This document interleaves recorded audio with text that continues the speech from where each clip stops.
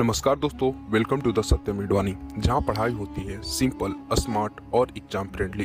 तो दोस्तों, आज हम पढ़ने वाले हैं पॉलिटिकल साइंस का पहला चैप्टर, जिसका नाम है challenge of national building. India की आज़ादी के बाद देश में कौन सी बड़ी challenges I, Kashmir, Punjab, linguistic state, princely state या और कुछ सारे चीज को इस चैप्टर में कवर करेंगे। तो चलिए वीडियो को शुरू करते हैं बिना टाइम वेस्ट करते हुए।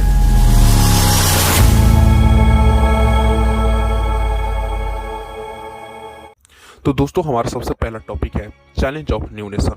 इसका मतलब होता है कि नए देश के साथ क्या क्या चैलेंजेस आया। तो दोस्तों, सबसे पहले बात करते हैं कि हमारा जो देश था वो आज़ाद हुआ था 15 अगस्त 1947 को, और आज़ाद देश का पहले प्रधानमंत्री बनते हैं पंडित जवाहरलाल नेहरू। पंडित जवाहरलाल नेहरू जो होते हैं बहुत बड़े फेमस स्पीच देते हैं, जिसका नाम रहता है ट्रस्ट विथ डेस्टिनी। अब इंडिया के पास दो गोल था जिस पे सारे लोग एग्री किए थे इंडिपेंडेंस के बाद। पहला गोल ये था कि हमारा जो देश है एक डेमोक्रेटिक गवर्नमेंट के साथ चलेगी। दूसरा गोल था कि गवर्नमेंट है वो सारे लोग के लिए अच्छे काम करेगी, ना किसी में भेदभाव करेगी, ना किसी को सप्रेस करेगी, ना अमीर और गरीबी में भेदभाव करेगी, सारे को लेकर के एक साथ लेकर के चलेगी। तो दोस्तों, हमारा नेक्स्ट टॉपिक है थ्री चैलेंजेस। इसका मतलब होता है कि देश आज़ाद होने के बाद इंडिया के पास तीन सबसे बड़े चैलेंजेस कौन सी थी। तो दोस्तों, सबसे पहले चैलेंज था इस्टेब्लिश यूनिटी को इस्टेब्लिश करना। तो दोस्तों, हम जानते हैं कि हमारे देश में डिफरेंट लैंग्वेज, डिफरेंट कल्चर और डिफरेंट रिलीजियस है। अब इन सबको एक साथ रखना, यूनिटी बना के रखना, ये सबसे बहुत बड़ा चैलेंजेस था। सेकेंड, इस्टेब्लिश डेमोक्रेसी को लागू करना, डेमोक्रेसी को इस्टेब्लिश करना अपने देश में। थर्ड चैलेंज था इंश्योर फॉर द डेवलपमेंट। आखिर देश में ऐसा क्या किया जाए कि देश का डेवलपमेंट होगा, ये भी सबसे बहुत बड़ी चैलेंज थी। तो दोस्तों, हम अगला बात करते हैं पार्टीशन पे। पार्टीशन क्यों हुआ था? तो दोस्तों, हम जानते हैं 14 और 15 अगस्त 1947 को एक देश नहीं बल्कि दो देश बना था, एक पाकिस्तान और एक इंडिया। आखिर इन दोनों में डिवीजन क्यों हुआ था?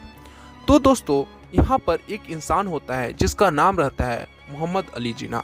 मोहम्मद अली जिन्ना के द्वारा एक टू नेशन थ्योरी बनाया गया था। आखिर ये टू नेशन थ्योरी क्या है?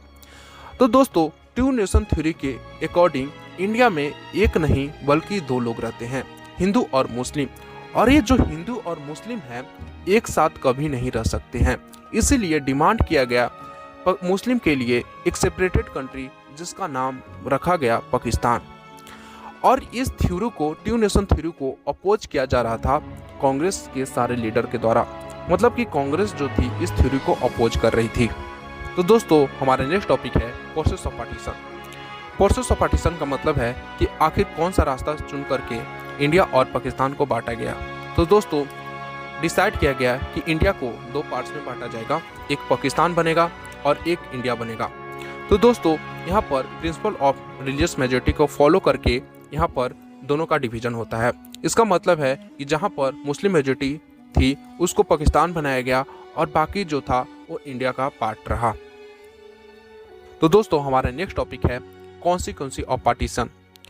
1947 ईयर को ब्लडी ईयर कहा जाता है, क्योंकि दोस्तों हमें पता है कि इंडिया जो था दो पार्ट्स में 1947 में ही बटा था। मुस्लिम के लिए पाकिस्तान बना था और सेकुलरिज्म रिलीजियस के लिए इंडिया बना था। और इसी दौरान में क्या होता है कि जैसे ही लोगों को पता चलता है कि इंडिया जो है दो पार्ट्स में बट गया है, जो जितने भी इंडिया के मुस्लिम मेजॉरिटी रहते हैं वो माइग्रेट करने लगते हैं पाकिस्तान की तरफ, और जितने भी हिंदू मेजॉरिटी रहते हैं पाकिस्तान में वो माइग्रेट करने लगते हैं इंडिया की तरफ। और इसी दौरान में क्या होता है, लोगों को माइग्रेट करने के दौरान में लोगों को लूटा जाता है, किलिंग किया जाता है, यहाँ तक कि रेप भी किया जाता है।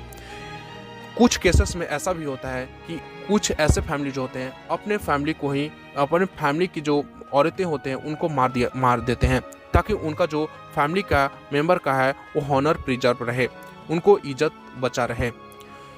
यहाँ पर गवर्नमेंट एम्प्लॉयज, रेलवे, सारी चीज़ में डिवीजन होता है, रिसोर्सेज में भी डिवीजन हो जाता है। तो दोस्तों, कहा जाता है कि पार्टीशन के दौरान जो 80 लाख से ज़्यादा लोग जो थे वो माइग्रेट कर रहे थे न्यू बॉर्डर पे, जिसमें से 10 लाख पीपल मारे गए थे, क्योंकि वो इन्वॉल्व थे पार्टीशन के दौरान और वायलेंट क्रिएट कर रहे थे। इसी के दौरान उन लोग का मारा जाता है। तो दोस्तों इस वीडियो में बस इतना ही। अब हम अगला टॉपिक, जितना भी टॉपिक बचा हुआ है वो नेक्स्ट वीडियो में करेंगे, मतलब कि पार्ट 2 में करेंगे। तो दोस्तों अगर कुछ भी हमसे गलती हुआ तो माफ़ करना, क्योंकि हमारा पहला वीडियो था, उतना एक्सपीरियंस नहीं है। सो प्लीज़ जो भी गलती होगा कमेंट बॉक्स में ज़रूर लिखना, सुधारने का कोशिश करेंगे। Thanks for watching.